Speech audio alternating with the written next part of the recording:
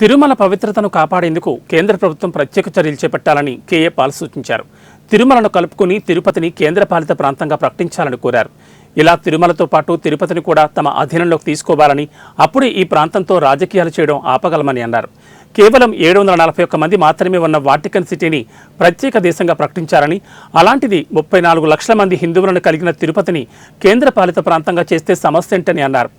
ఇక తిరుమల లడ్డూలో కల్తీ నెయ్యి వినియోగంపై రాజకీయాలు చేయడం ఆపాలని, ప్రజలకు నిజానిజాలు తెలియాల్సిన అవసరం ఉందన్నారు. కాబట్టి ఈ వ్యవహారంపై సిబిఐ విచారణ జరిపించాలని పాల్ డిమాండ్ చేశారు.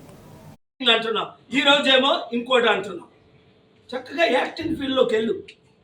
అంతకంటే ముఖ్యం, ప్రత్యేక హోదా గురించి నేను ఫైట్ చేస్తుంటే రండి ఢిల్లీ వెళ్దామంటే నువ్వు స్పందించవే పవన్ కళ్యాణ్.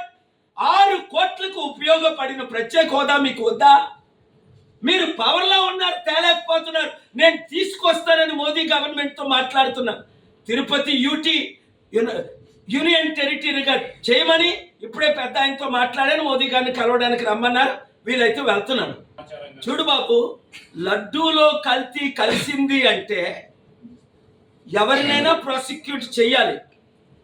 ఒక హోలీ టెంపుల్ని అన్హోలీ చేస్తే. కానీ జూలై 23ని ఆ రిపోర్ట్ వచ్చినప్పుడు నేను చదివాను. టైమ్స్ ఆఫ్ ఇండియా కూడా రిపోర్ట్ చేసింది. ఇప్పుడు వరకు ఎందుకు ఊరుకున్నారు చంద్రబాబు నాయుడు గారు? దానికి ముందు జవాబు చెప్పాలి. అంటే 100 రోజులు మీరు ఫెయిల్ అయిపోయింది డిస్ట్రాక్ట్ చేయడానిక, స్టీల్ ప్లాంట్ని సీక్రెట్గా అమ్మడానిక, ప్రత్యేక హోదా కావాలని కోర్టులో ఫైల్ చేయి. కనీసం నేను ఫైట్ చేస్తున్నాను 6 కోట్ల ఆంధ్రుల తరపుని, 15 కోట్లు తెలుగు ప్రజల తరపుని. మీరు ఎందుకు కౌంటర్ ఫైల్ చేయలేదని అడుగుతున్నాను చంద్రబాబుని, పవన్ కళ్యాణ్ని. మొన్న విశాఖపట్నంలో 38 మంది ప్రాణాలు పోతే ఎన్వైర్మెంటల్ కంపెనీ నెగ్లిజెన్సీ వల్ల పవన్ కళ్యాణ్ ఎక్కడున్నాడు? వరదలు వచ్చి 10 లక్షల మంది విజయవాడ ప్రజలు మునిగిపోతుంటే పవన్ కళ్యాణ్ బయటకు వస్తే సెల్ఫీలు తీసుకోవాలంట. ఎవడు అడుగుతున్నాడు నీతో సెల్ఫీలు? నాతో కోర్టుకి రా.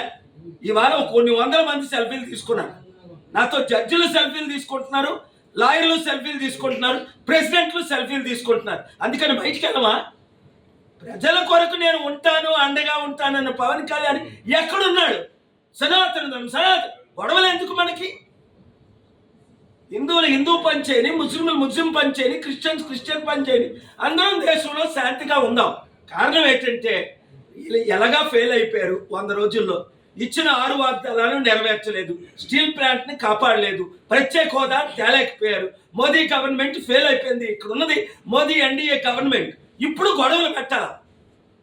అప్పుడు మోదీ ఎలాగైతే పాకిస్తాన్ మీద యుద్ధం అంటాడో ఎలక్షన్స్ ముందు, లేదా చైనా ఆక్యుపై అంటాడో, లేదా ప్రపంచంలో వెళ్ళి నేను లెక్చర్ ఇస్తాను అంటాడో శాంతి దూతలాగా, ఇక్కడ పవన్ కళ్యాణ్ వాడుకుంటున్నారు. ఎలాగా చంద్రబాబు నాయుడు ముసలి వెళ్ళిపోయాడు, బీజేపీ ఎలాగా 1% లేదు.